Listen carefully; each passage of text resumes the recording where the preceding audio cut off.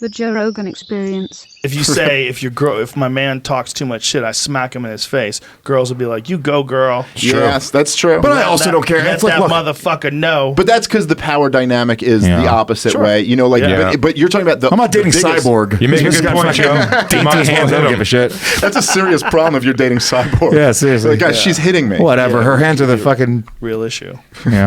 weak hits. She's gone, huh? Out of the UFC? Yeah, man. They fucked up.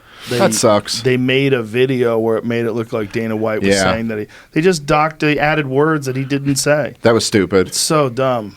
Do you think it was malicious, or do you think it was a legitimate mistake in terms of translating There's no way it could be anything other than stupid. Whoever Yeah, it was done on purpose. It was done on purpose. Okay. So it was just a stupid idea. That's all it is. And it's really Malicious, bad timing. Whatever it is, whoever did it is just a terrible error. And it's really bad timing because she was almost uncuttable last year, but now Amanda Nunes came and kind of took that juice, and now it's like, Yeah, she's damaged goods if she decides to leave the UFC without a Nunes rematch.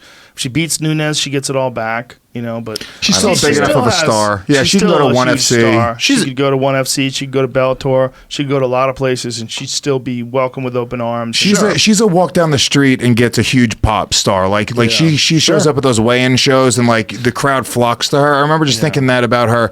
I saw her one time and there was I forget what event it was. She came to the Garden show and just sat in like the front row of the UFC at the Garden, and the place was like, they were so excited for her, just like turning around and waving at people. She was the first like female Terminator. Yeah. You know, dude, Gina Carano, that was the best. Horrific. Oh. Watching her beat up Gina Carano gives me nightmares to this day. It's a crazy fight. And the end of it, when there's a photo that we played on this podcast before of her, Cyborg's hand palming Gina's head with black fingernails, and she's punching her in the face at the same time. So she's holding her head and slamming her fist in the face. She's like, I want out.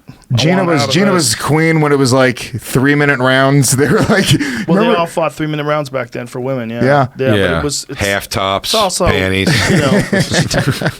You know, she was taking some stuff. You know, for sure. Oh, sure. Yeah, for sure. That's part of the issue, and she tested positive for some stuff. It's that's part of what it is. It's part of what it is. The build up to the Gina Carano fight was when she choked out the news guy, right? That went kind of viral. Was her like a news guy being like to put her in like a rear naked choke, and she like choked him unconscious. Oh, and he comes back too. It's like very uncomfortable and weird. She didn't want to do it, and then he was like, "You could do it. It's fine." And then he just looks on. Like he's like, it was one of those bad knockouts where you get up and make noises. I think dudes don't believe that they're really going to go out like that. They don't believe they're going to go out so quick. Yeah. I learned in the 6th grade, we used to do the thing where we would hyperventilate. Knockout game? Yeah. So you bend over, okay, and then you just breathe really heavy for like a minute, as hard as you can. And then when you come up really fast, you're already lightheaded. Then your friend puts his palms on your carotid arteries and just presses, kind of light. And then within 3 seconds, you just slide down the wall. Whoa. It was my first time I ever got high. Yeah, but your friends will let you fall and hit your fucking head. Yeah, that happens. happens. Like, dude, I didn't know. Yeah. You fall and bounce your fucking head off a curb. You gotta catch him. I gotta knock him out, and I gotta catch him. I don't think that's necessarily that bad for you, but it's definitely not good for you. Like it's especially when you're 11, you're developing your brain. Yeah, I probably shouldn't do it. Yeah, don't be choking out. But it happens all the time in the gym, and no one stops. They get choked unconscious. They wake up and they go back to rolling again. And the way they talk about it, like it's a garden hose. The garden hose shuts off the power to the brain, and everything's fine. But I'm like, man, you ain't a doctor. Yeah, that doesn't sound. You're just a guy who knows how to choke people.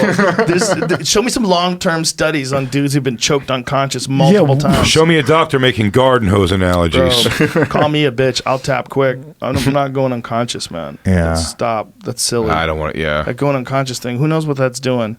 You're going into the Netherlands. You might come back a totally different person in a totally different life. Right? When you open your eyes, like, has it been 100 years? You come back with a false memory of the past. Yeah. Totally new dimension. I've lived 100 lives since then, since I was knocked out. That happens to guys because when they get hit and knocked out, when they come to, they do not know what happened, and they have to be reminded over and over and over again. I mean, it must feel like you woke up in a new dimension. Like, it must feel surreal. Well, Bisping told me that story after the Dan Henderson fight. He literally had no idea what happened. Yeah, it was that like was a he rough had one. no idea where he was. He didn't even he thought his fight was a few weeks out still. Yeah, that's It what was scary shit. They said Ben Askren was saying he has no memory of like anything in the arena after that. Of course, flying that was knee. one of the worst knockouts I've That's ever what I would seen. say too. With that Yeah, slow dude, ass walk, he had to walk out of the arena so slow. It was one of the worst knockouts of all time. The amount of power that your flying knee has when you're ducking into it is accentuated because he's going in for the takedown, and he's got a strong takedown, right? So he's going in with everything he has, face first, and Sprinting into Masvidal's it. running at him.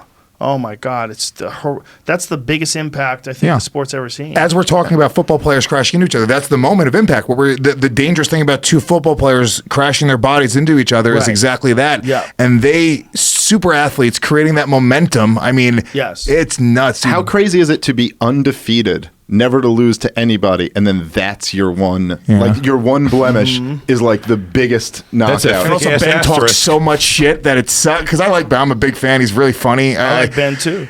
He talks so much shit, and when you talk shit like that, and then you fucking lose, you just Well, gotta he's- eat those words. You know, he's marketed himself amazingly, and then that's part of the marketing himself is like he has his own down home version of talking shit. Yeah. You know, like even his boom roasted thing, like you could tell it's like he's almost kind of playing a doofus character. Yeah. But he's a very smart guy. Like I had him on the podcast, and he sends me book recommendations and shit. He's like a really well-read, interesting guy.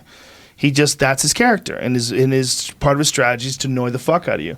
But when you flatline him like that after him annoying the fuck out of you, you know what's that word? Schadenfreude. How's it? What's that word? Yeah, When what people is get that their it? just desserts. What is that called? I don't know, something like This is, that. it's the pleasure that you feel from someone else's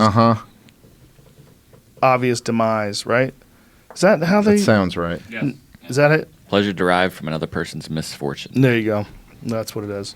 Yeah, But because but with that it's technique, like- it's almost like in a weird way that's what he was trying to get Masvidal to do, like go crazy so the takedowns are there. Yes. But if it doesn't work out, it goes very bad.